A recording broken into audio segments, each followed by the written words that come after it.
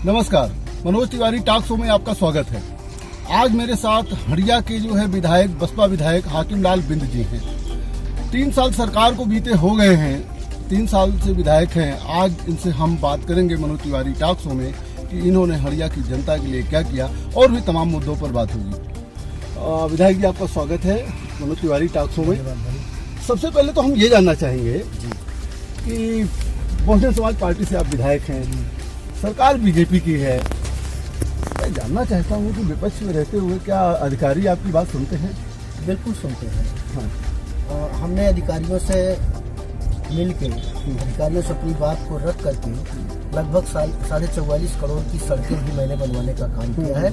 ये on recorded है, इस कहीं छिपी नहीं है। हमने लगभग 10,000 मीटर इंटरलॉकिंग हड़िया विधानसभा। मेरा अगला सवाल वही रहेगा। मैं यही जानना चाह रहा था कि अधिकारी, अक्सर लोग आरोप लगाते हैं कि अधिकारी नहीं सुनते हैं, अधिकारी नहीं सुनते। विपक्ष के विधायक ज्यादा आरोप लगाते हैं, सपा के, बसपा के। आप बसपा के विधायक हैं, अगर आप संतुष्ट हैं कि हाँ अधिकारी सुन रहे हैं तो ये तो एक पॉजिटिव बात हो गई। मैं आगे ये जानना चाहता हूँ कि 3 साल विधायक हुआ आपको, 2 साल और बचे हैं। 3 साल में हाकिम लाल बिंद जी ने कौन से ऐसे उल्लेखनीय काम किए हैं हड़िया के लिए? अब आप बताएं। हमने 44.5 करोड़ की सड़कें बनवाई मेरे विधानसभा में 3 साल में। मैंने 4 नलकूप लगवाया, ट्यूबवेल जिसको सिंचाई करने के लिए। और मैंने लगभग 10,000 मीटर इंटरलॉकिंग कराई। 500 मैंने हैंडपंप लगवाया। उसके बाद मैंने लगभग 3.5 करोड़ रुपया अपनी विधानसभा के लोगों के समेत अदर विधानसभा में भी कई विधानसभा को लेकर 3.5 करोड़ रुपया मैंने गंभीर रोग से पीड़ित व्यक्तियों को दिलवाने का काम किया।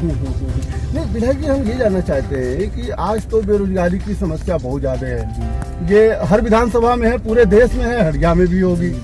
हड़िया को एक औद्योगिक हब के रूप में नहीं माना जाता। कभी वहाँ कोई ऐसा उद्योग नहीं विकसित हुआ जिससे लोगों को रोजगार मिल सके।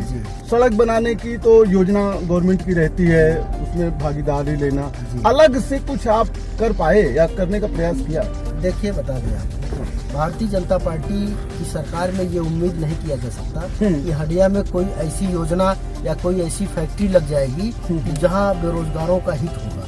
ये देखिए, प्रदेश में इनकी सरकार चल रही, देश में इनकी सरकार चल रही है। देश और प्रदेश की सारी संवैधानिक संस्थाएं ये बेच रहे हैं। इन्होंने एयरपोर्ट बेचा, इन्होंने रेलवे स्टेशन बेचा, इन्होंने LIC बेचा, इन्होंने तमाम सभी संवैधानिक संस्थाओं को बेच रहे हैं। तो ये कैसे उम्मीद किया जा सकता है कि बेरोजगारी खत्म हो? हाँ, लेकिन बहुजन समाज पार्टी भी कोई विरोध नहीं कर रही है, ऐसी विरोध नहीं कर रही है कि जितना उसको करना चाहिए। ये हमारे नेता का विषय है। बहुजन समाज पार्टी को जितना विरोध करना चाहिए वो हमारी नेता आदरणीय बहन कुमारी जी मायावती जी विरोध कर रही हैं, इसमें कोई दो राय नहीं। जितना करना चाहिए करें। बहुजन समाज पार्टी का कार्यकर्ता हो, पदाधिकारी हो, सड़कों पर इसलिए संघर्ष नहीं कर रहा है इस समय क्योंकि भारतीय जनता पार्टी के लोग निश्चित रूप से गलत ढंग से उनके ऊपर मुकदमा लिख सकते हैं, फर्जी मुकदमे में फंसा सकते हैं, उनको जेल भेज सकते हैं। ये डर है और इसीलिए आंदोलन नहीं कर रहे। बिल्कुल डर है, बिल्कुल। इनकी सरकार में सब कुछ संभव है। विधायक जी, हमने सुना कि सपा अध्यक्ष से भी आपकी बहुत पड़ती है? नहीं, ऐसी कोई बात नहीं है। हाँ। हमारी तो सबसे पड़ती है। मैं हड़िया का MLA हूँ, खासकर मैं बैकवर्ड समाज से बिलोंग करता हूँ और बहुजन समाज पार्टी से मैं विधायक हूँ। बहुजन समाज पार्टी मेरी पार्टी है। बहुजन समाज पार्टी की नेता आदरणीय बहन कुमारी मायावती जी ने हमको फर्श से लेकर अर्श तक पहुँचाने का काम किया।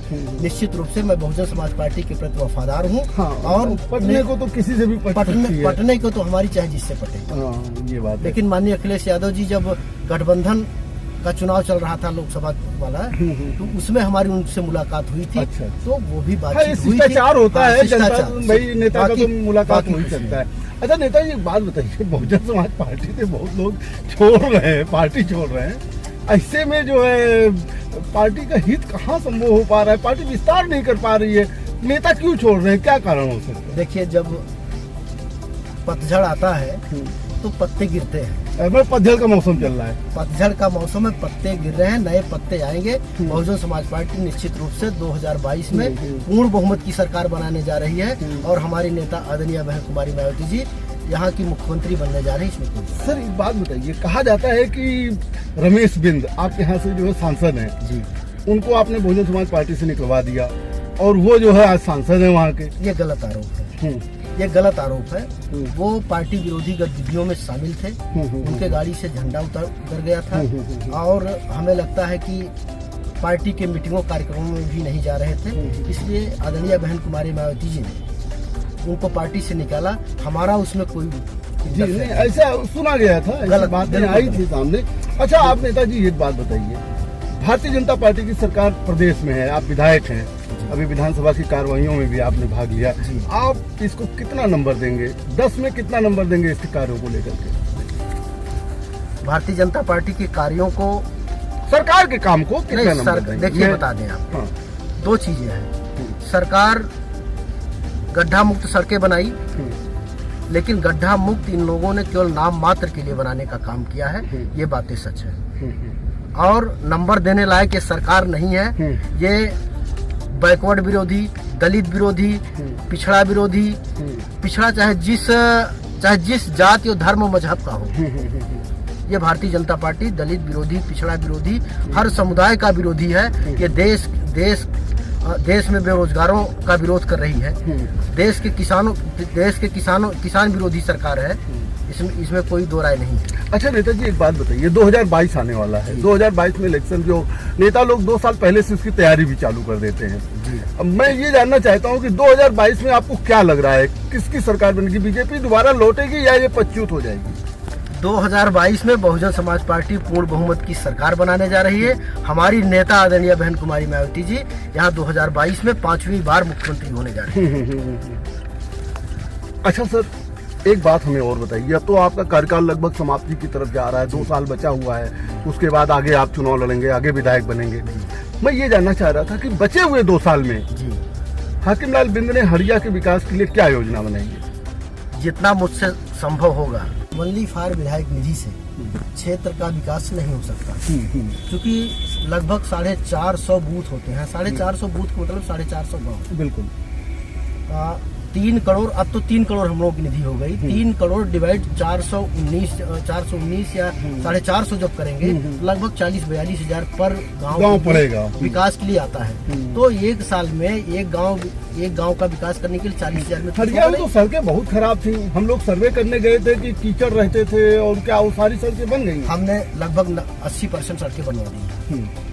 और मैं कहने जा रहा हूँ कि भारतीय जनता पार्टी की सरकार में ये माननीय मुख्यमंत्री जी केवल ओनली फॉर अपने विधायकों को जो है योजनाओं का लाभ दे रहे हैं। जैसे माननीय मुख्यमंत्री जी ने सदन में घोषणा किया था कि हम पिछले बजट में उन्होंने कहा था कि हम सभी माननीय विधायकों को, चाहे सत्ता पक्ष के हों चाहे विपक्ष के हों, सबको हम 5-5 करोड़ की सड़कें देने का काम करेंगे। लेकिन मिल गई सड़कें, लेकिन उन्होंने इलाहाबाद जनपद में केवल 3 विधायकों को नहीं दिया।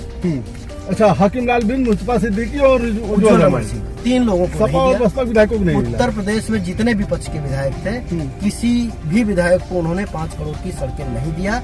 ये अनरिकॉर्डेड है। हाँ, मतलब उन्होंने वादा करके नहीं दिया। यानी सोच रहे कि आपके क्षेत्र में विकास में बाधा भारतीय जनता पार्टी।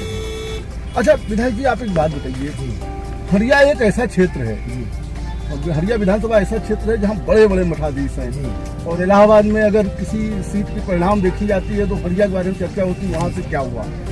कभी प्रशांत सिंह के पिताजी रहे, कभी महेश जी, कभी जो है राकेश दत्त त्रिपाठी जी, और ऐसे में हाकिम लाल बिंद कहा जाता है कि एक सिंपल परिवार से आए। और आपको क्या फील होता है, कि आपको क्या लगता है कि वहाँ आप कैसे एडजस्ट करते, कैसे संभालते हैं? देखिए बता दें, हमारे विधानसभा क्षेत्र में निचले पायदान पर बैठे हुए व्यक्ति के पास आज तक कोई वोट मांगने नहीं जाता था। उनकी वोट लोग एक जगह बुला के या जबरदस्ती कैप्चरिंग करके वोट डाल देते थे। लेकिन हाकिम लाल बिंद अपनी विधानसभा में सबसे निचले पायदान पर बैठा हुआ व्यक्ति मुसहर के पास भी जाकर वोट मांगने का काम किया है, और उनका पैर छूने का काम किया है, और मैं उनका विकास भी करने का काम कर रहा हूं। आप जाके देख लीजिए, कई मुसहर बस्तियों में मैंने हैंडपंप लगवाने का काम किया है।